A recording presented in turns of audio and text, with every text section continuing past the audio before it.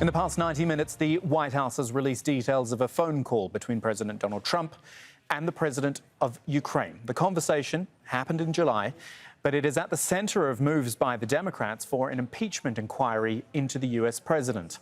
In the call, Trump repeatedly brought up his political rival Joe Biden and his son Hunter, suggesting they should be investigated. Well, Donald Trump has reacted to the release of the memo. Let's have a listen. President Zelensky, how does There's no transcript pressure whatsoever. And if you take a look at the Democrats, they went down to see the president of Ukraine, and they asked him for all sorts of things, and don't go with the Republicans and stay with us, and like it's a political war. They shouldn't have done that. That should be an impeachable event, I guess, based on what you're saying. Just so you understand, it's the single greatest witch hunt in American history, probably in history, but in American history. It's a disgraceful thing. The letter was a great letter, meaning the letter revealing the call. That was done at the insistence of myself and other people that read it.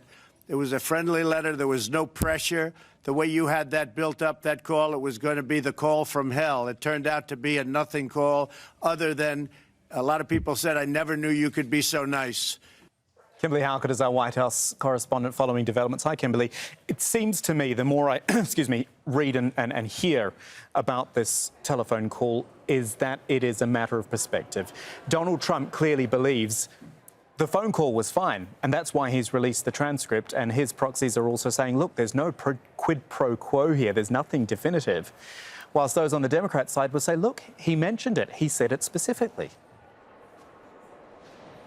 Yeah, there's no quid pro quo in that many expected this transcript to show that the U.S. president was dangling the promise of aid that had been approved by Congress in exchange for an investigation of a political rival. You're right, that was not in the details of the call released by the White House in this memorandum, if you will. But what it does show is that the president pushed Ukraine to investigate his political rival, former Vice President Joe Biden. Now, as you heard there, the president is defending all of this, saying that the real story is perhaps the actions of the former vice president and whether or not when he was in office, his son was able to profit from alleged energy deals. This is something that the Republicans here in Capitol Hill are pressing to make the storyline. But Democrats are saying it's just the opposite. What this transcript confirms is that the president used and abused his presidential powers to investigate a rival. That is what they are saying needs to come to light. The top Democrat in the Republican-controlled Senate says that there needs to be even more information released, namely the intelligence official that was listening to that call and flagged it to the Inspector General. He or she needs to testify, and then the Inspector General needs to turn over that report to Congress. Now, we are expecting here on Capitol Hill the Director of National Intelligence, who tried to block that information from Congress, to testify on Capitol Hill. But right now, the argument seems to be, you're right, perspective. Democrats saying one thing about whether or not this is a big deal or not, Republicans arguing just the opposite. What sort of reaction has there been, Kimberly? As we say, we're waiting to hear from people. Adam Schiff may be speaking soon as well. But what sort of reaction from the Democrat side? Well, notable is the reaction from U.S. President Donald Trump's political rival, the Democratic presidential nominee in 2016, Hillary Clinton, the former First Lady. She has tweeted on social media, she writes, "The President of the United States has betrayed our country." That's not a political statement. It's a harsh reality, and we must act. He is a clear and present danger to keep us strong and free. He's a clear and present danger to things that keep us strong and free. I support impeachment. But I can tell you that this is something that has been slow moving on Capitol Hill for quite some time.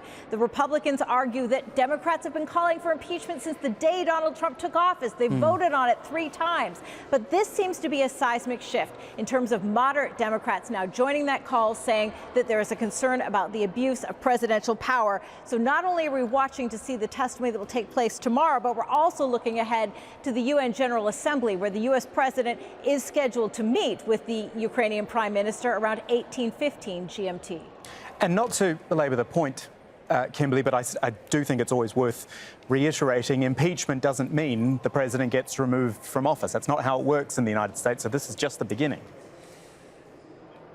Yeah, very quickly, what we've begun to see here with the call from Nancy Pelosi as of less than 24 hours ago, the top Democrat in the House of Representatives, is the start of impeachment proceedings. But there needs to be a vote on impeachment in the House of Representatives. That's essentially what you would refer to as the indictment. But in order for the sentence to kind of be carried out, that has to happen in the Senate. That is the Republican-controlled body that would actually remove Donald Trump from office. We're very far away from that. There hasn't even been an impeachment vote in the House of Representatives. Well, it does look like there are an increasing number of Democrats that would support that vote. You're right. It doesn't mean Donald Trump is going to be removed from office because the Republicans in Senate could protect that from happening for Donald Trump. Thank you, Kimberly Halkett, our White House correspondent up on Capitol Hill today.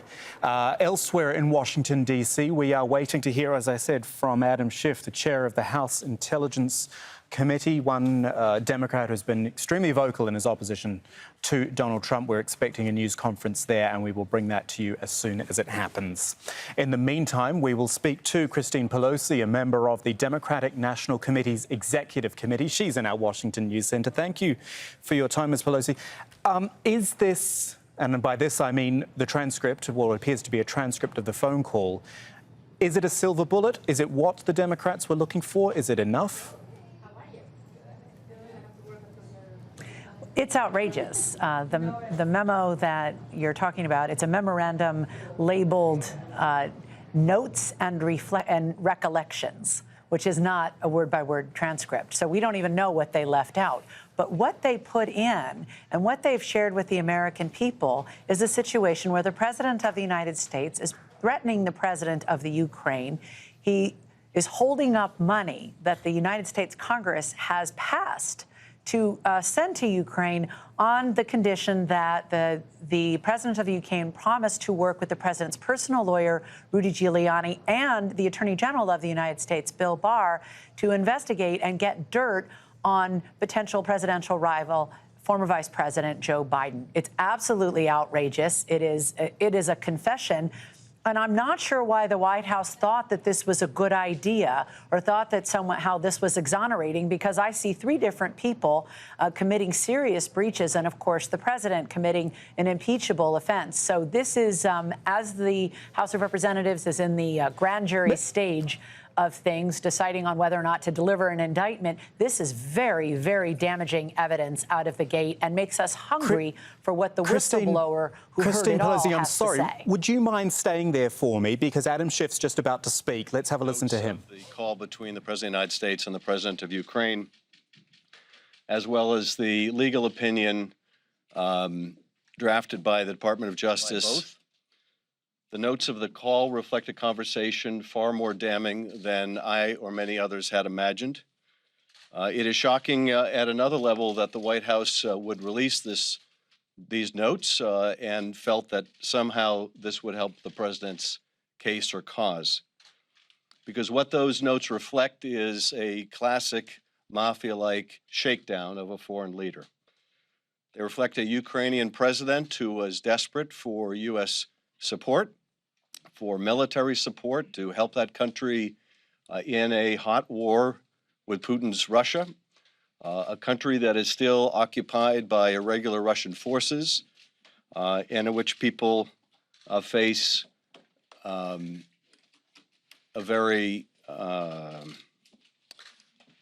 dangerous and continuing and destabilizing action by their aggressive neighbor. And at the same time, a president of the United States who immediately after the Ukraine president expresses the need for further weapons, tells the Ukraine president that he has a favor to ask. The president communicates to his Ukrainian counterpart that the United States has done a lot for Ukraine. We've done an awful lot for Ukraine, more than the Europeans or anyone else has done for Ukraine, but there's not much reciprocity here. This is how a mafia boss talks. What have you done for us? We've done so much for you, but there's not much reciprocity. I have a favor I want to ask you. And what is that favor? Of course, the favor is to investigate his political rival, to investigate the Bidens. And it's clear that the Ukraine president understands exactly what is expected of him. and is making every effort to mollify the president.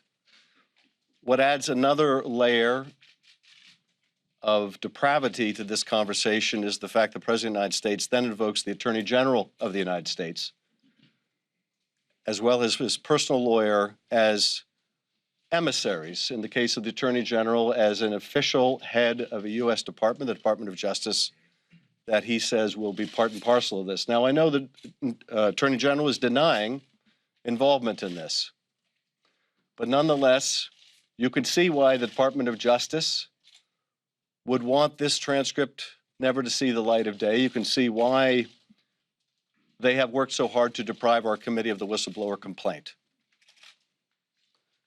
And in fact, the opinion by the Justice Department is startling in its own regard, because in that opinion, the Department of Justice advances the absurd claim that the Director of National Intelligence has no responsibility over efforts to prevent foreign interference in our elections. Well, that will come as news, or at least it should, to the Director of National Intelligence, who is charged, among other things, with detecting foreign interference in our elections and with reporting to Congress about foreign interference in our elections.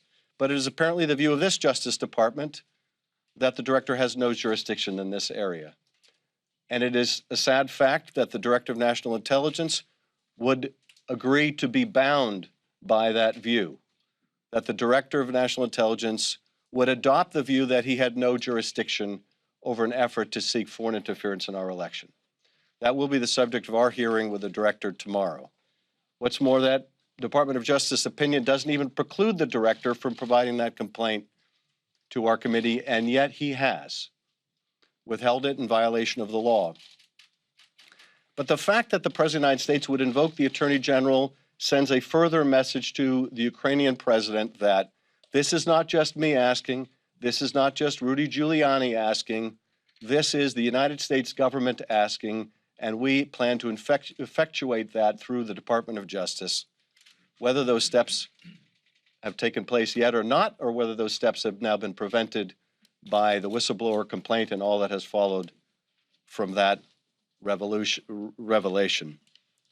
So here we have the President of the United States engaged in a shakedown of a foreign president, a President of the United States, even as he is withholding vital military support to an ally, asking a favor of that ally to investigate his opponent. And just by way of background here, so we know what's at stake, in 1994, we tried to get Ukraine to give up nuclear weapons it inherited from the Soviet Union.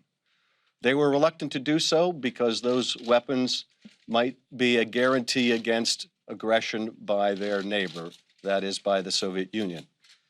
But we and our allies persuaded the Ukrainians nonetheless to give up those weapons, and we assured Ukraine that we would help guarantee its territorial integrity. Well, Russia would then invade Ukraine, and over the years since that invasion, the United States has provided, albeit not enough, military support to Ukraine.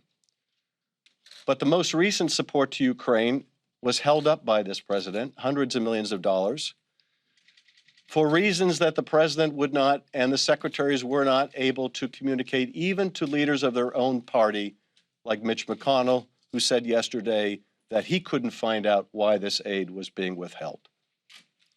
Well, I think we know why the aid was being withheld, notwithstanding the president's now conflicting explanations.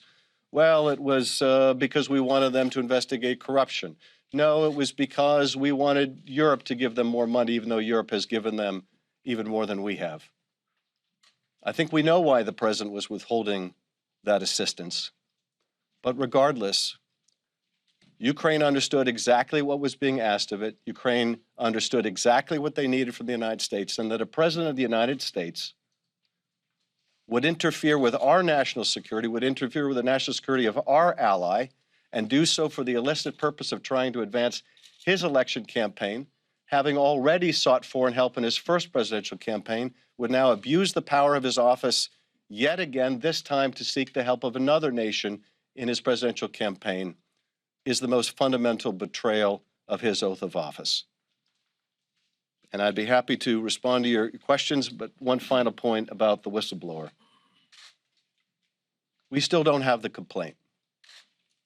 Now that we have the Department of Justice opinion, I think it's telling that they have released that and yet not released the Inspector General's legal analysis that takes issue with it. This is, again, Bill Barr's Justice Department trying to put out a misleading spin, in this case in the form of the department's opinion. But nevertheless, that complaint needs to be provided to our committee. It needs to be provided in its entirety. That whistleblower needs to be given instructions about how to come to our committee, and that whistleblower needs to be given the complete freedom to report any allegations of wrongdoing that have come to that whistleblower's attention. We will not brook any kind of interference given how pervasive this cover-up apparently is. Now I'll be happy to answer your questions. Yes. Can you, the White House says that this call summary proves that there was no quid pro quo because the withheld military aid never even came up in the conversation. What's your response to that? My response is the president of Ukraine brought up his country's need for military assistance. And immediately thereafter, the president of the United States said, I have a favor I want to ask of you, and would not let the subject go. There was only one message that that president of Ukraine got from that call, and that was, this is what I need. I know what you need. Like any mafia boss, the president didn't need to say, that's a nice country you have. It'd be a shame if something happened to it, because that was clear from the conversation. There is no quid pro quo necessary to betray your country or your oath of office, even though many read this as a quid pro quo. I'm not concerned whether it is a quid pro quo or not. Ukraine understood what this president wanted. He made it abundantly clear. He made it redundantly clear. He had his emissaries making it clear. And Ukraine knew what it needed to do if it wanted to get military assistance, and that is help the president of the United States violate his oath of office. So what specifically do you see as the impeachable offense here? Well, I think in its most naked form, and this is what our inquiry is going to look into, the president has now admitted the notes of this call, and we don't even know if these are the complete notes of that call, indicate the president of the United States shaking down a foreign leader, essentially undermining the national security of this country for a personal political gain, and one that violates his oath of office. So it is very powerful evidence of that kind of potential impeachable offense. But we want to get the full facts before the American people, and we also want to make sure we take corrective action. And I want to thank the whistleblower. We still don't know whether this is the subject of the whistleblower's complaint, but I think this single courageous individual may have had the effect of forcing the White House to provide Ukraine with this funding, knowing that these matters were going to come to light. But this whistleblower has already had a tremendous impact in exposing wrongdoing of the President of the United States and helping protect our national security in a way that his or her boss was unwilling to do. And by that, I mean the director as well as the President of the United States. A mafia-like shakedown of a foreign leader and a fundamental betrayal of the oath of office, so says Adam Schiff, a Democrat and chair of the House Intelligence Committee, reacting to the memo that has been released to the White House by the White House of President Trump's conversation with the Ukrainian president. He said, memorable sort of quote here, the president didn't need to say, that's a nice country you've got there. It'd be a shame if something happened to it. He's saying the inference is enough. Let's put that to Christine Pelosi, who has stayed with us, member of the Democratic National Committee's Executive Committee. And thank you for staying with us through that. Is it enough? Do you believe that? Because this seems to be the reaction I've seen from Republicans, including President Trump so far, is that because there isn't an explicit you do this and I'll do that, then it's okay to release this. President Trump's still in the clear.